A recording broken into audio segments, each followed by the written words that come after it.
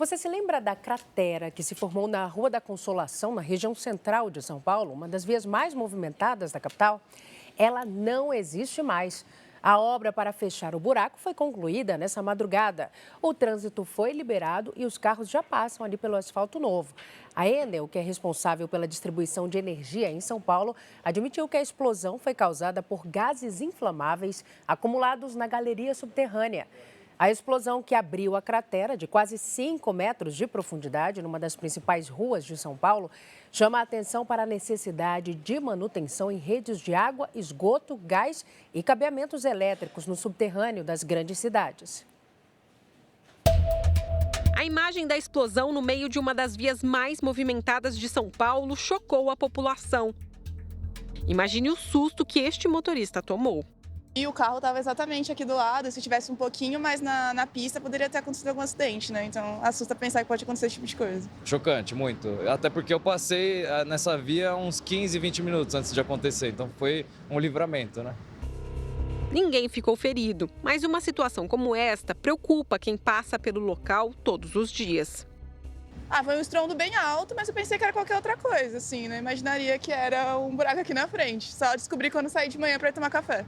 Quanto maior a população que precisa do abastecimento desses serviços, mais complexa e robusta se torna essa rede.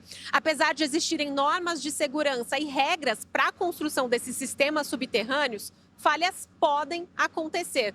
Além disso, muitas dessas galerias estão sobrecarregadas e antigas. É sempre importante você manter os cadastros e constantemente você conferir essas estruturas e manter elas sempre sob controle e com manutenção constante, porque esse tipo de estrutura é uma estrutura muito delicada e por ser uma infraestrutura enterrada, você sempre tem que estar muito atento.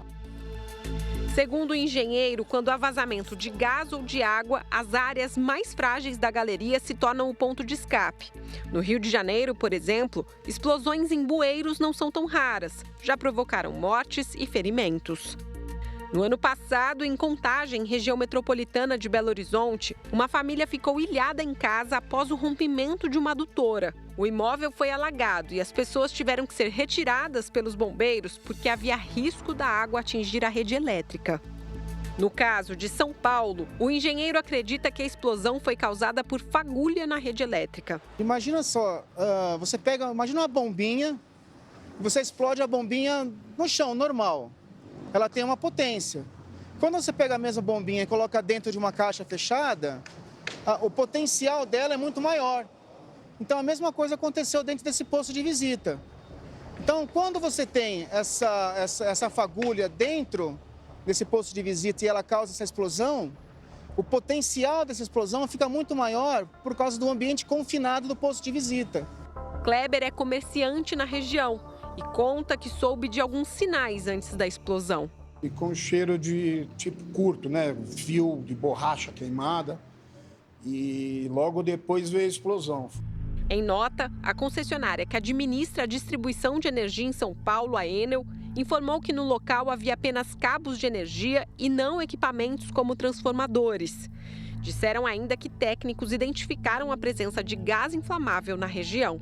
A Companhia de Gás de São Paulo também se manifestou por nota e afirma que não identificou vazamento. Segundo eles, o incidente não tem relação com a rede de gás encanado.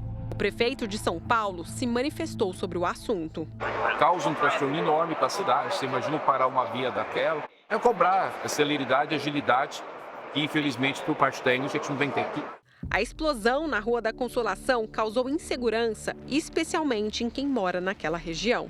Porque é movimento o tempo inteiro, turista o tempo inteiro, então acho que é uma coisa que agora a gente tem que despertar o interesse maior de ver o que está acontecendo, né? Se está sobrecarregada a região ou não. Felizmente ninguém ficou ferido, isso ressalta a importância de fiscalizar essas instalações.